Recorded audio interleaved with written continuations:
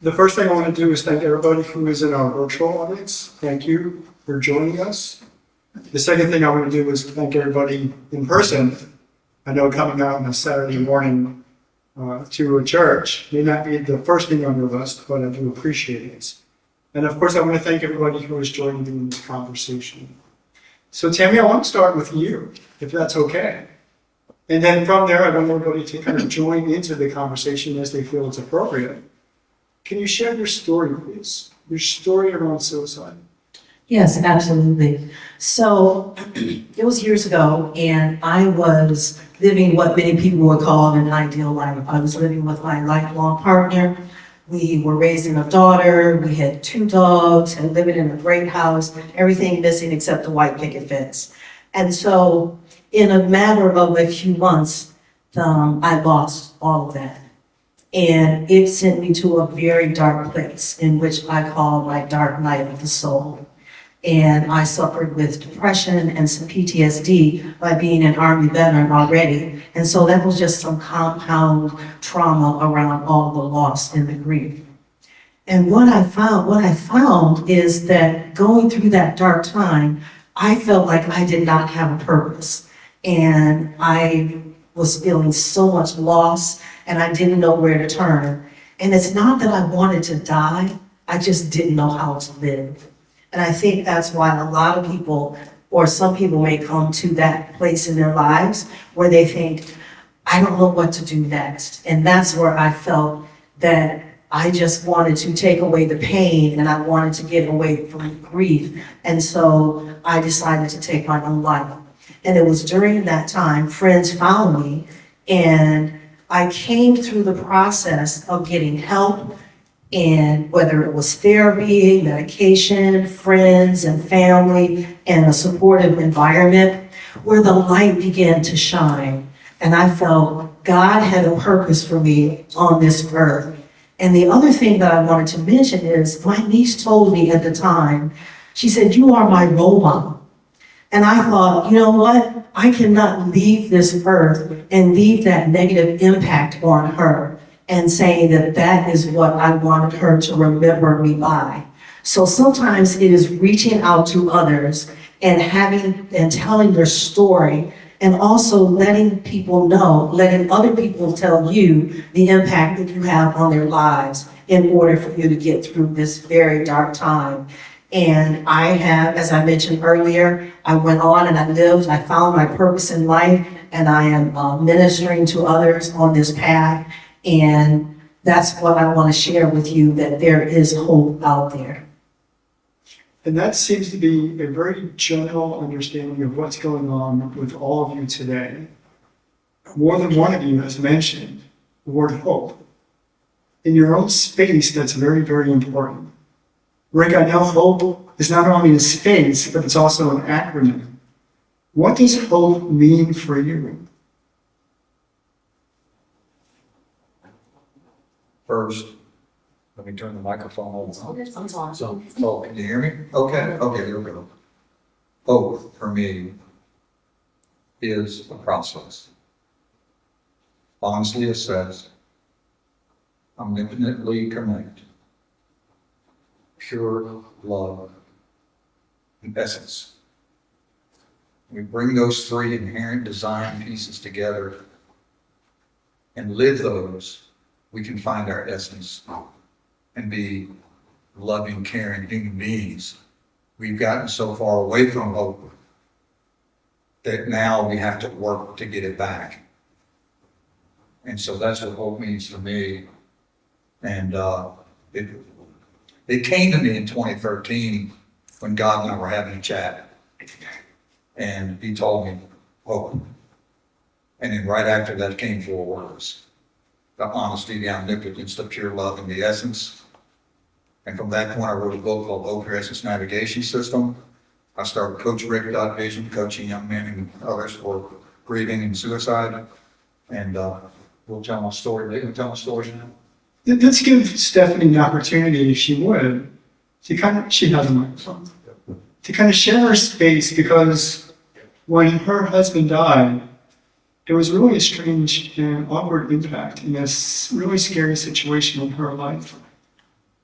Stephanie, you found hope somewhere. So briefly, my story is that my family all went through getting sick with COVID in the fall of 2021. And my husband went through a job change and was still suffering from after effects of being sick with COVID. And so when he changed jobs in early spring of 2022, one of the conditions for him getting his new position was that because his company held federal contracts, they had to show 100% proof of vaccination. So we had not been vaccinated as a family, and he went and got vaccinated for COVID to comply with his new company's requirements, even though he was never going to have to leave the house and was going to be 100% remote, never going to have to travel. 3 weeks later is when he took his own life in our home with me and my daughter there, and it wasn't in front of us. We found him hours later, but it was completely out of character for him. And when I say that, he and I focused a lot on personal development, health and wellness, and how we did life. So the hope that has come from that whole experience for me is, coming out of that experience and feeling like my life was 1,000 puzzle pieces all over the ground, and I didn't even know what the picture was supposed to look like, has now transformed into, the pain of and the transformation in the 2.5 years almost since he's been gone. You have to believe that the pain that you're going through is preparing you to become the person that you need to be for yourself, but also someday for somebody else. And your pain is going to transform you to serve in a new way. I speak that from experience, and that is truly what keeps me going. And using my journey to serve brings me hope each and every day. Thank you. I want to go to Maureen and have her share your story, and then move to Martin. So, as a foster parent, I have a lot of young adults and a lot of kids that come through my home that are often struggling. I had a young girl, her name was Priscilla, and at the age of 12, she was looking for a forever family. She had been in a foster care system for 7 years. She came to my home. She was given the opportunity to go to 3 homes to find her forever family. I was the first one she came to. She went home after that weekend and said, I don't need to go anyplace else. I want to live with Miss Maria. And so about a month later, she moved in with me. Well, in North Carolina, she had to be under my roof for 3 months before we could start the process of adoption. Her father, who lived in Arizona and had not had anything to do with her life for 7 years, found out that she was being adopted as well as her sister. And he petitioned the state of North Carolina to get his 2 daughters back. Priscilla adamantly expressed the fact that she did not want to go back, that she wanted to stay with me. However, she was forced to go back to her dad, and she committed a suicide less than a year later. It is one of the hardest things that I have ever been through. It's that moment where you want to give up. You want to say, I don't need to be here for anywhere else. I had my kids that were in the home. They weren't adopted at the time. And I called my social worker and I'm like, I can't do this anymore. But yet here I am, 14 years later, still serving this population of kids. And giving them that place of hope, that place of love. I have a young man, his name's Jeffrey, who's now my son. He lives in Texas and he's a truck driver. And my relationship with him started by him expressing suicidal ideations on Facebook. And I reached out to him and went and helped to counsel him in the moment. I didn't know him that well, but now I call him my son. And his life has changed because he has a family that has shown him the love. He has people around him that has given him that hope. And that's what we need to do. We need to be able to love and embrace individuals when they're going through these moments. Quite often we're afraid of it because we don't know how to respond. But they don't know how to respond either. And they just need that glimmer. They need that feeling of hope. And so my thing, like I do, I think of different things. There's moments I drive through town and I see, you ever see those trucks that have the big back end? The wheels kind of stick out. Well, Priscilla always called them chipmunk cheek trucks. So I'll get those chipmunk cheek trucks the moments, or my daughter and you are very well will come up and just lick me on the face because that's what Priscilla did all the time. She'd just come up and lick you on the face. And so that just gives us those moments of hope and that moment of joy that we need. Lorraine, thank you. Martin, can you share your story? And then Lorraine, I want you to jump in after Martin. When I think of hope, I think that something else must be brought up, and that is purpose and meaning. And the thing that got me through when my practice marriage ended and I went in a deep depression was the purpose of staying alive for my parents. And a lot of excellent topics on love and hope and understanding people is important to consider, but sometimes you need to take a stand on something that may not look like just love. And I want to tell a story of a friend that I heard was considering taking his own life. His daughter was a teenager, and I knew that if I just told how much I cared about him, it wouldn't get through to him. And I attempted that, and it made no difference. And he thought if he took his own life, his daughter would get a nice life insurance policy and be taken care of. And he figured out how to do it to make it look like an accident. And I told him, if he took his own life, I would guarantee his daughter would never get that money. And I'd stand up in court and prove that he had done it. And that's what stopped him.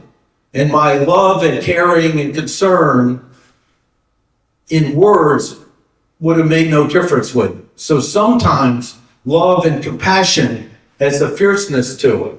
And that's part of what I reconnected to with the men's work, because I had written off all those things. I had overly, what a guy said, you're a snag. What's that? Sensitive new age guy. Your heart with no spine. And I realized I had embraced the feminine part of myself before I honored and accepted the masculine, and that was what was missing. And we need to understand in purpose and meaning, it's okay to pick something. It doesn't always mean that's your divine calling in life. It's just important enough to get a purpose and meaning who gets you through the next day. I've talked to a lot of young people who have been given love and cherishing and everything else, but not given the opportunity to fail enough, and they have no confidence. I made a t-shirt that said, if your life's boring, it's because you're boring. Life begins outside your comfort zone. So I believe a long part of hope is about having the fierceness to take a stand and speak up for someone in difficult times and difficult ways. And I believe my friend would not be alive today. In fact, we had the president of the Men's Center commit suicide, and he was surrounded with light and hope. And I'm still mad that I didn't go, cut this crap out. Let's pull him aside and say, no, this is not okay. This is not okay. I selfishly want you here. And give him some reason for purpose and meaning. So I believe we need to be open to all possibilities and look at what works in the different situations. Thank you. Lorraine? Right, well, hope for me is everything. My story is kind of all around hope in God and the anger I had towards God. So I had a brain tumor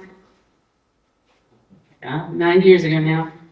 And when I came out of my surgery, I had a grand mal seizure, and I woke up not being able to move the right side of my body.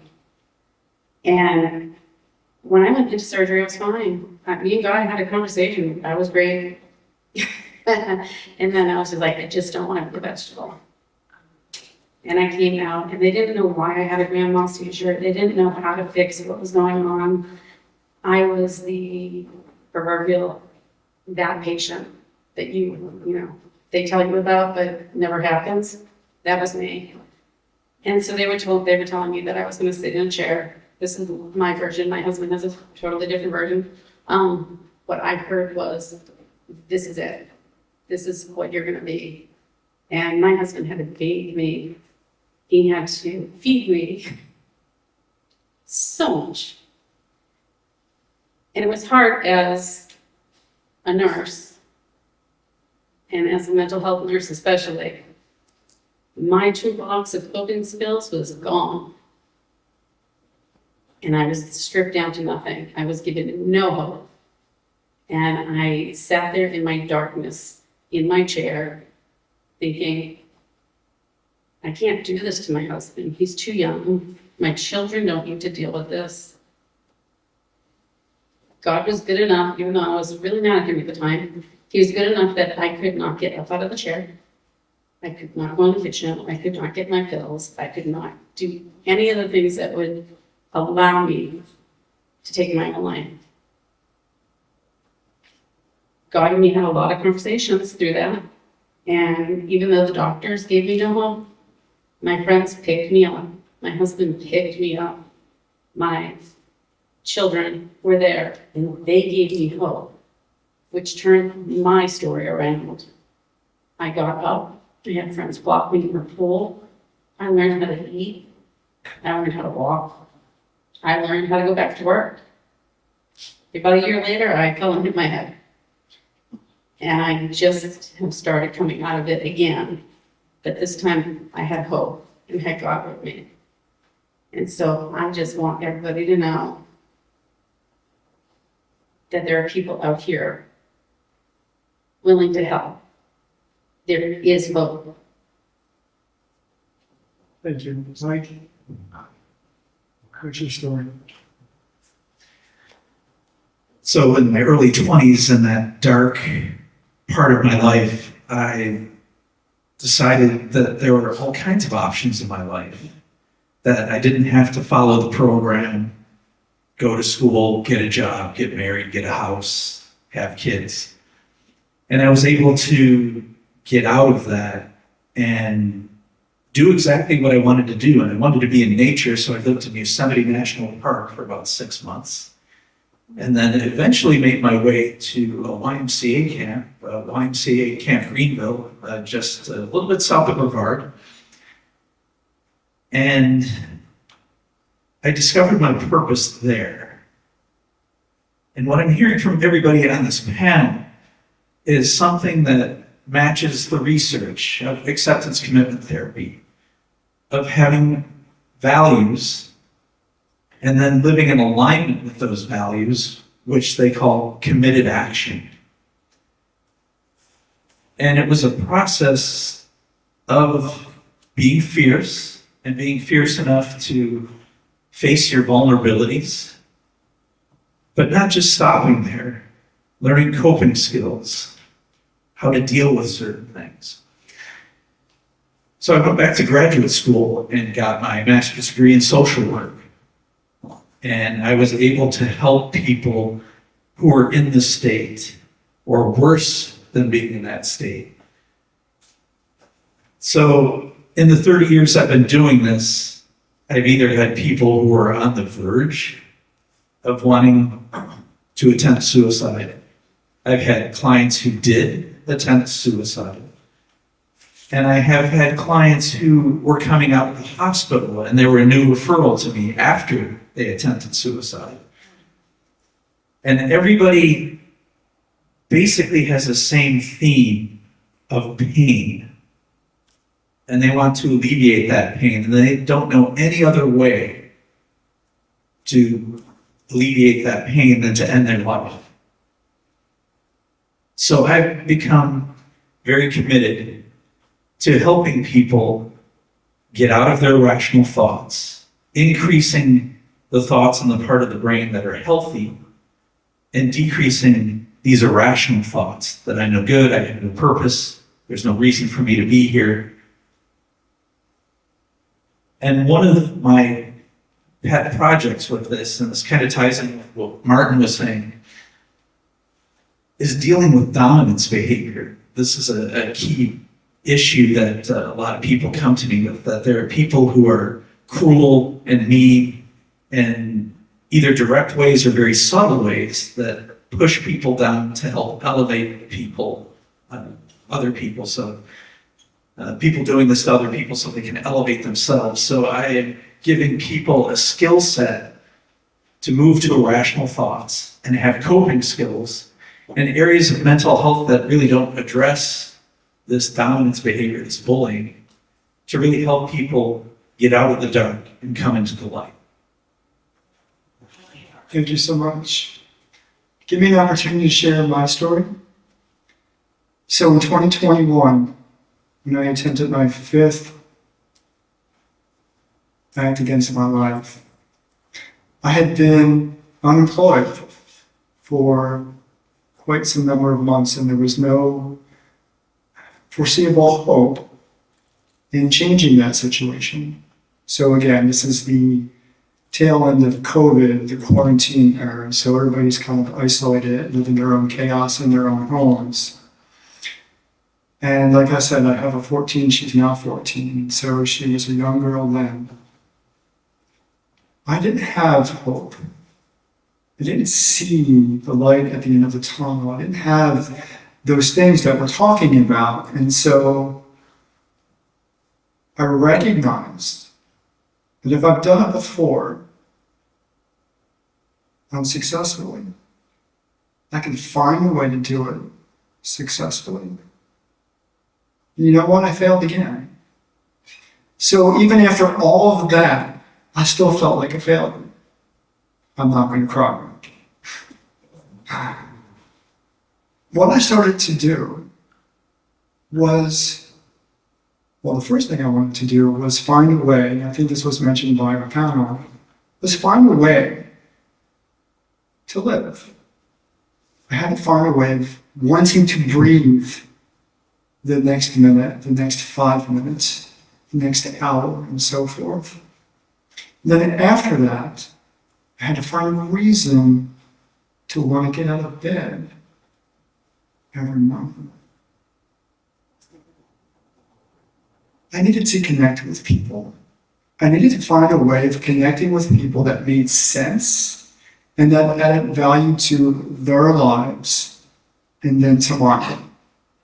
And the only connections that I had were my 2000 LinkedIn connections. I laugh at that because, as most of us have, if we have a professional profile on LinkedIn, we don't really know those people. They are a face and a resume.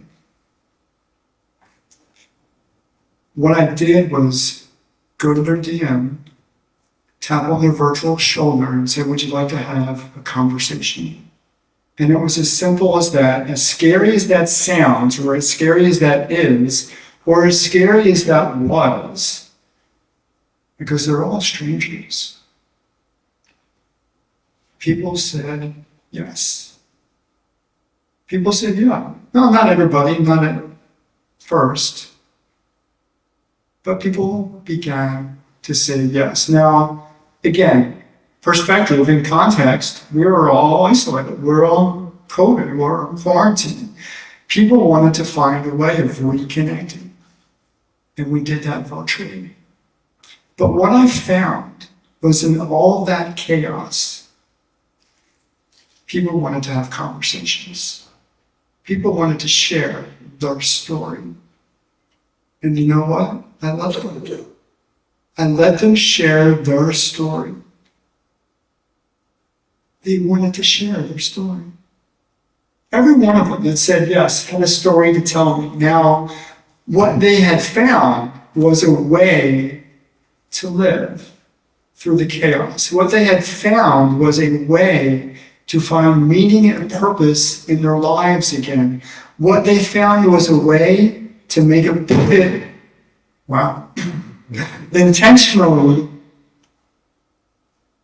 that was personal to them. And that some of them it was exercise or spiritual or whatever that path was. What they were doing, knowingly or not, was aligning themselves with the internal values that were innately them. And as you can see here now, both in the virtual world and in this present world, the people here before me, each one of these people before you found all of that. But what became really important was the next conversation, and the next conversation, and the next story, because I still needed to find a reason to live. And I was living vicariously, I think that's the word, for everybody else's story. Their success story became my success story. And it wasn't after 2 years that I finally owned my own story. I owned the fact that I made an attempt against my life. I owned the fact that I made 4 other previous attempts against my life. I owned the fact that I wanted to connect with people, because for me, it was the loneliness, it was the emptiness that was inside of me. That was the reason I didn't want to live anymore. So I want to extend